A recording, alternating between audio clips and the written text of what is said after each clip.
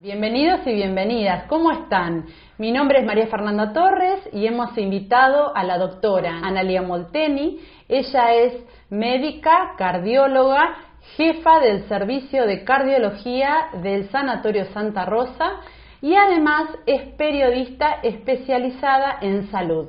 Bueno, vamos a hablar temas de nuestro interés y en este caso me gustaría que hablemos sobre la hipertensión.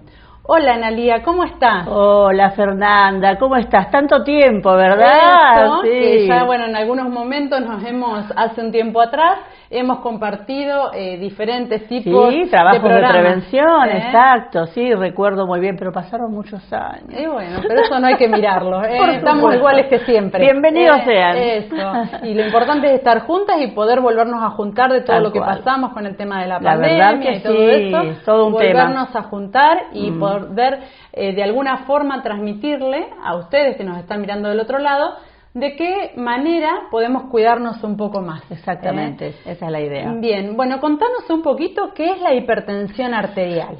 Bueno, la hipertensión arterial se dice cuando la máxima, porque hay dos mediciones, ¿cierto? La máxima y la mínima. La máxima supera los 130 milímetros de mercurio, o 13, dicho en paisano, porque este es el único país y a lo único que le sacamos un cero a la presión. A la presión. Está mal dicho, 13, 7, es 130, 70. Eso sería lo ideal. Cifras por encima de eso, estamos hablando o de prehipertensión o de hipertensión arterial, y es a donde ya hay que tomarse la cosa en serio. ¿Por qué? Por los impactos que esta tiene sobre el organismo. Y si querés podemos después conversar de ese tema. Bien, ¿y la hipertensión sucede solamente en las personas adultas o también en los niños?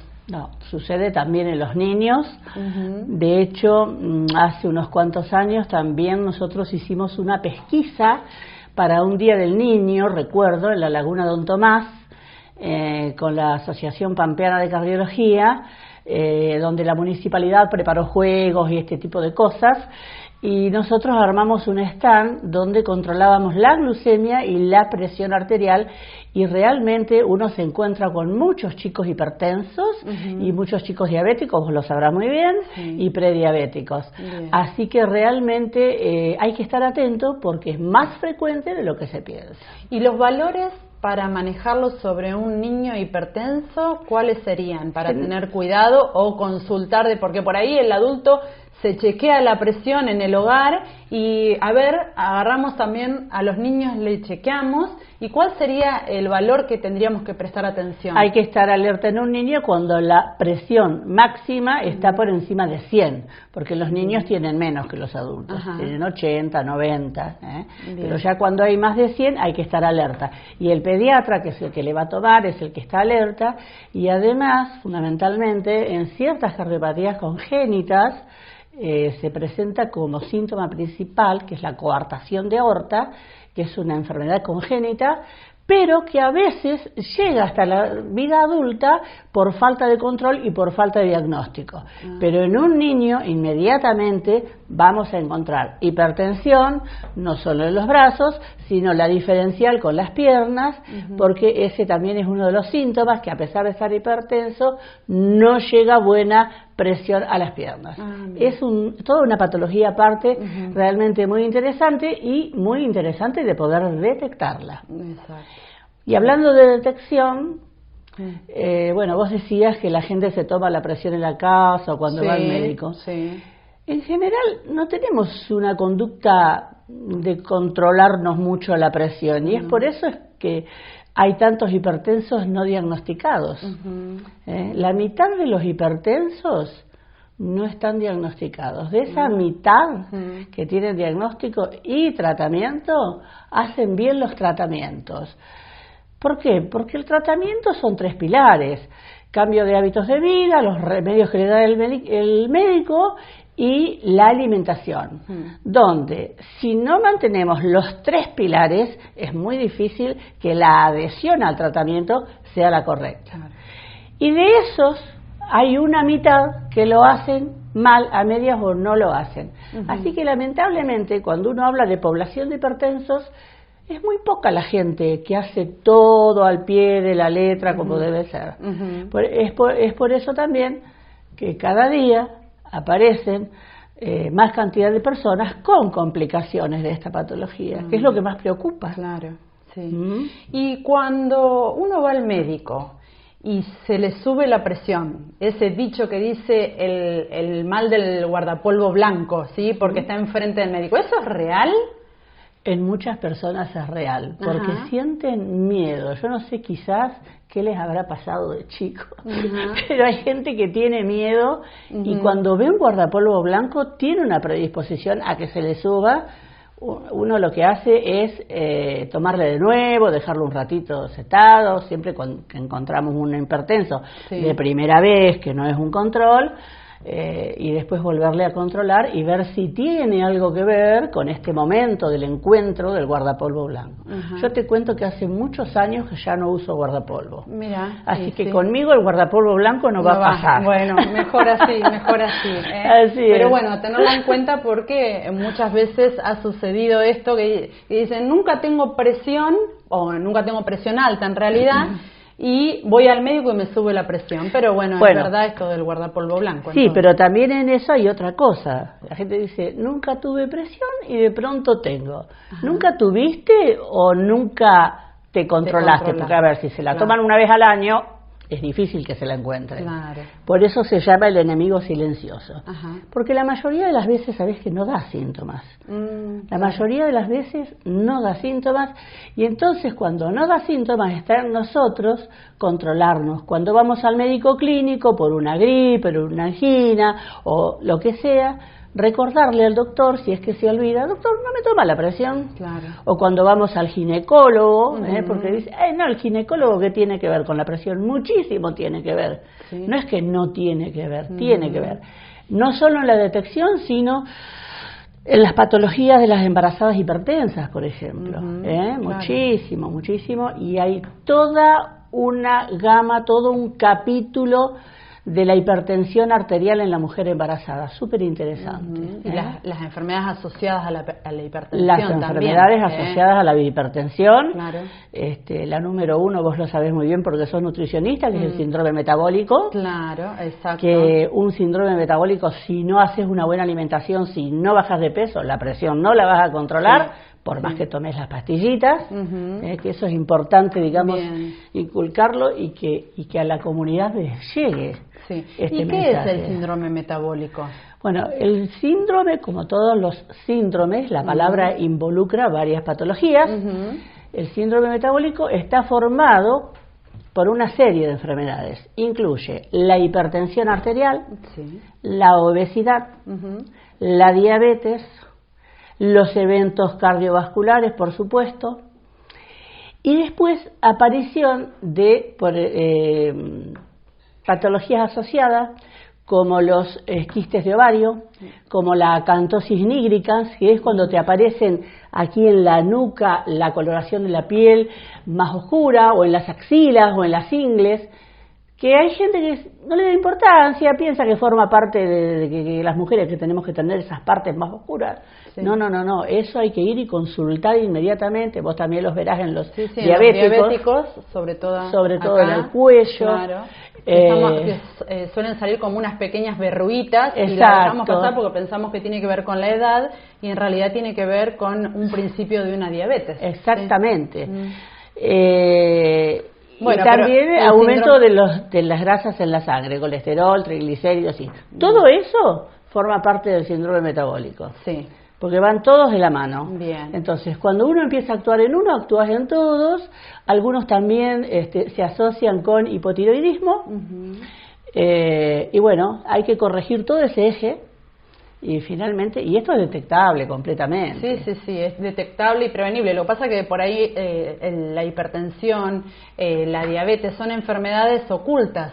Entonces nosotros pensamos que estamos bien, pero el proceso va por dentro. Entonces qué importante es hacer un diagnóstico precoz y con un simple análisis de sangre, de por lo menos una vez al año, podemos detectar todos estos problemas. Sí, el famoso chequeo que organizadamente se puede hacer en una mañana. Una persona entra, se hace en una mañana todo lo que se necesita para un chequeo se va a la casa y con suerte por ahí a la tarde tiene un reporte o al otro día. Bien. Pero esto realmente hay que instalarlo. Hay que instalarlo. Sí, Bien. sí. Y hablando de la hipertensión arterial, si una persona está medicada, ¿sí? Uh-huh. Se toma la presión y nota que sus valores están más altos, ¿sí? ¿Se tiene que automedicar ya que está medicada o tiene que consultarlo a una urgencia?